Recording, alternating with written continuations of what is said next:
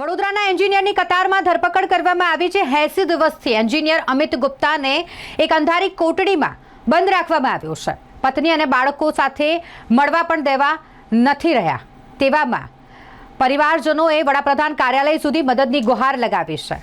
વડાપ્રધાન કાર્યાલય અને સાથે વિદેશ મંત્રાલય પાસે પરિવારજનોએ રજૂઆત કરી છે કે અમિત ગુપ્તાને ત્યાંથી મુક્ત કરાવવામાં આવે। જો કે કતાર સ્ટેટ સિક્યુરિટી દ્વારા કોઈપણ પ્રકારના આરોપ પણ સ્પષ્ટ કરવામાં નથી આવી રહ્યા।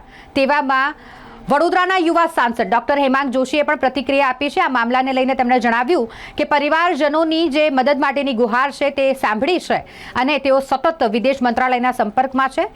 અમિત ગુપ્તા જે એન્જિનિયર જેને કતારની અંધારી કોટડીમાં 80 દિવસથી બંધ રાખવામાં આવ્યું છે તેને વહેલામાં વહેલી તકે મુક્ત કરાવવાની દિશામાં વિદેશ મંત્રાલય કામ કરી રહ્યું છે। આ બાબત મારા ધ્યાને આવી છે અને એમના પરિવાર સાથે પણ અમે સંપર્કમાં છીએ। કતારમાં જે એમ્બેસી છે એમ્બેસીને સોમવારે હું રિપ્રેઝેન્ટ કરવાનો છું અને આ બાબતે યોગ્ય કાર્યવાહી ઝડપી થાય એ બાબતે હું રજૂઆત કરવાનો છું।